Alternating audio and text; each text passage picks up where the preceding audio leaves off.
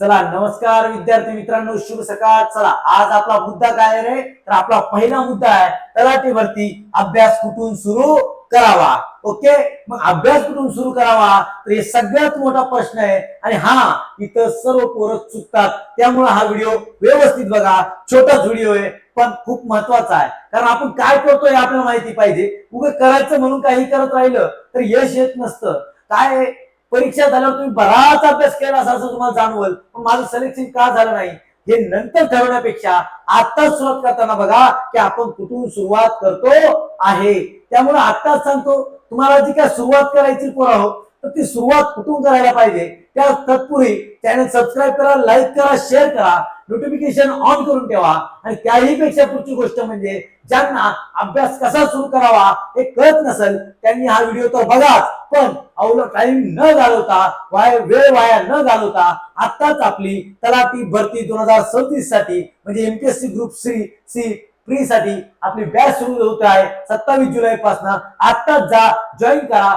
चांगले सर्वात महाराष्ट्रातील सर्वात उत्कृष्ट शिक्षक तुम्हाला शिकवणार आहेत. ठीक आहे, त्यामुळे आता टाइम वाया घालू नका, लगेच बॅच जॉईन करा. चला सुरुवात करू. आपल्याला काय करायचं बघा, अभ्यासाला सुरुवात कुठून करणार आहे पोरांनो, तर एक सगळ्यात महत्वाची गोष्ट.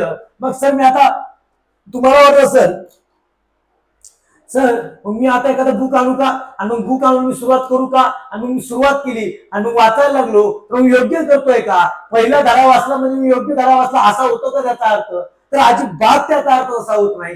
भले तू तो धडा वाचशील, त्या धड्यातून वेगवेगळ्या प्रत्येक नोट्स काढशील, हायलाइट करशील, वगैरे वगैरे गोष्टी करशील, पण तू किती अभ्यास करतोय यापेक्षा कसा करतोय हे खूप महत्वाचं आहे. आणि तेच मी तुला सांगतोय. तर आता ही सुरुवात कुठून केली पाहिजे, तर एमपीएससीचा पॅटर्न मला माहित नाहीये आणि मग तो जर मला ओळखायचा आहे, अगोदर पुढच्या कोणत्याही परीक्षेचा पॅटर्न ओळखल्याशिवाय अभ्यासाला सुरुवात करत नसतात. म्हणून जर अभ्यासाला सुरुवात करायची आहे तर अगोदर पॅटर्न ओळखला पाहिजे. आणि पॅटर्न ओळखायचा असेल तर तो पॅटर्न कुठून ओळखला जातो रे? कुठल्याही माणूस कसा आहे हे कशाहून कळतं रे? त्याच्या इतिहासावरून कळतं तो माणूस कसा आहे. तसंच एमपीएससीच्या इतिहासावरून कळतं एमपीएससीचा पॅटर्न कसा आहे. मग एमपीएससीचा इतिहास कुठून ओळखायचा रे? तर एमपीएससीचा इतिहास ओळखायचा तो कुठून रे?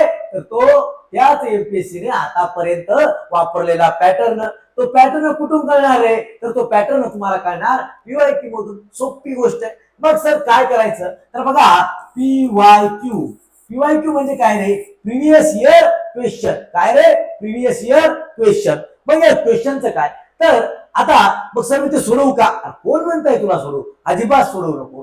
काय कर माहितीये का, त्या क्वेश्चनला काय कर, सर्वात पहिले सगळ्यात अगोदर एक गोष्ट कर. आणि ती गोष्ट म्हणजे अशी मित्रा, तर या पीवायक्यूला काय करशील, 2023, 2024, 2025 आणि 2026 यामध्ये यात यात ज्या काय कंबाईन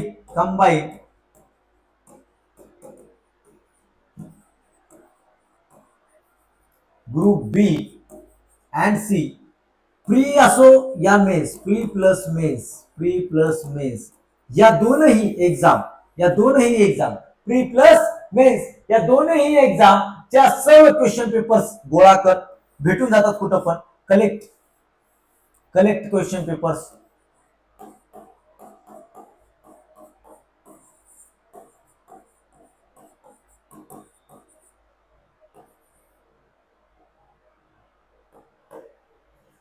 ठीक आहे, कलेक्ट क्वेश्चन पेपर्स. बर ओके, चल आता क्वेश्चन पेपर कलेक्ट केले बरोबर. चल आधी आता तू क्वेश्चन पेपर कलेक्ट केले, काय हरकत नाही, चांगली गोष्ट केली. चल पोरा, आता पुढे काय करायचंय मास्तर, तर पुढे बघ तुला मी सांगतो, लक्षात घे. सगळ्यात महत्वाची गोष्ट ती म्हणजे काय, आता तू कलेक्ट केलं, ओके ठीक आहे. मग आता याला कलेक्ट केल्यावर काय करायचं मित्रा, याला आहे ना लक्षात घे, एक मिनिट.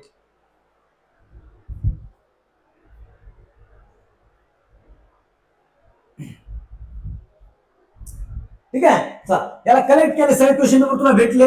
ओके डन, पहिली ऍक्टिव्हिटी क्लिअर केली. मग काय करशील, या क्वेश्चन पेपर मध्ये क्वेश्चन सोडवू नको, एक शीट तयार कर. ठीक आहे, एक शीट तयार कर, तिथे कॉलम कर इयर. ठीक आहे, त्यानंतर 2023, 24, ठीक आहे 25, ठीक आहे हे असं कर.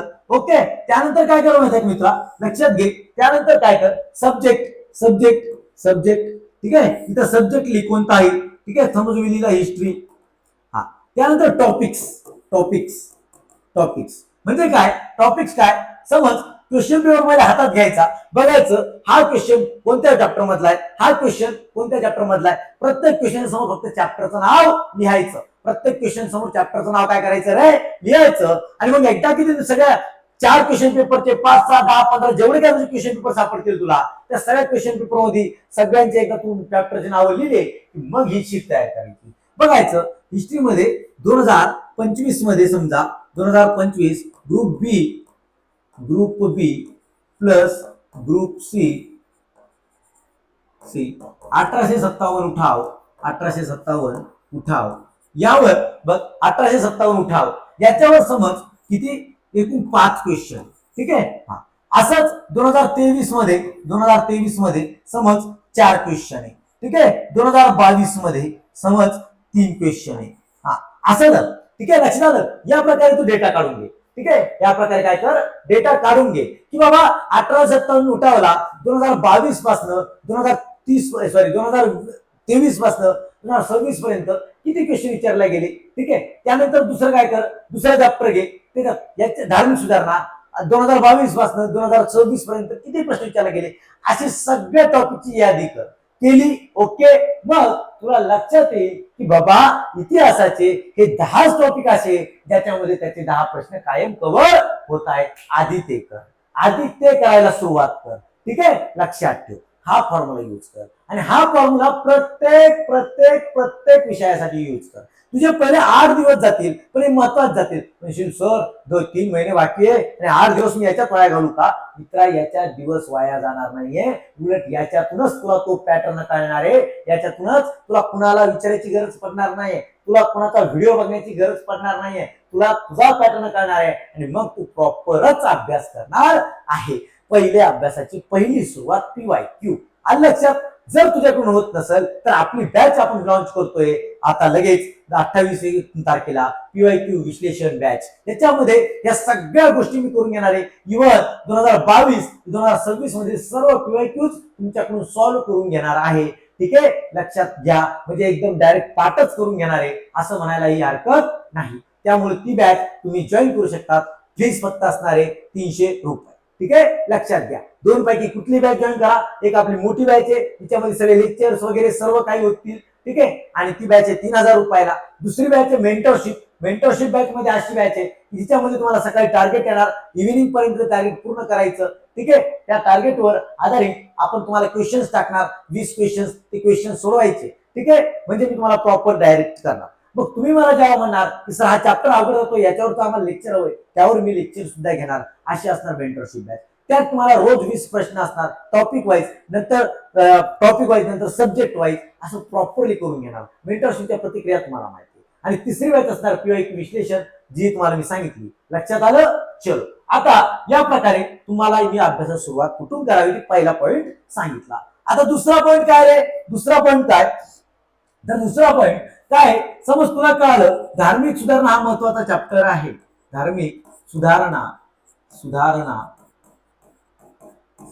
हा महत्वाचा चॅप्टर बरं का. VIM रिअली VIM आहे. मग काय करशील तू, अगोदर रिडिंग कर, याची रिडिंग कर, ठीक आहे. रिडिंग कर, ठीक आहे. प्लस नंतर PYQ सोडव आणि प्लस मग परत रिडिंग कर, ठीक आहे. हा फॉर्म्युला मी तुला अगोदरच सांगितलेला आहे.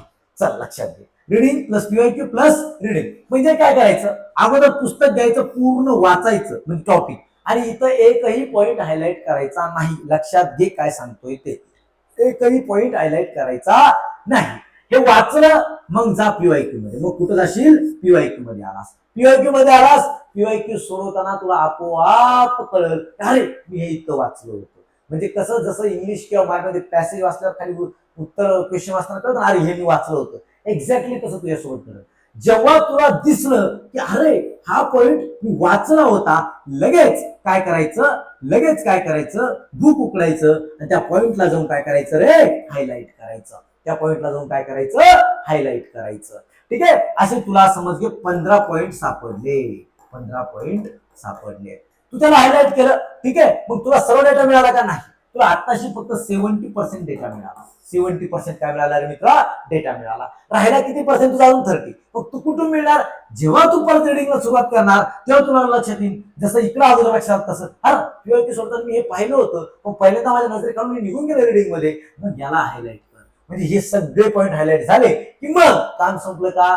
अजिबात नाही. झाले. दुसरं हे झालं की ते हायलाइट पॉइंट तुझ्या वहीवर लिही आणि तीच नोट्स सकाळी वाचायची. नाहीतर बास पुस्तक सगळं वाचण्यात अर्थ नाहीये. समजलं? आलं लक्षात? अशाच प्रकारे अभ्यास करा मित्रांनो. लक्षात घ्या आणि आपलं चॅनल जॉईन करा, लाईक करा, शेअर करा, सबस्क्राईब करा. आणि आपल्या बॅचेस सर्व चालू आहे. ज्यांना बॅच घ्यायची त्यांना लगेच जाऊन स्पर्धा विषय अकॅडमी ऍप डाउनलोड करा आणि बॅच परचेस करा. थांबूयात. धन्यवाद.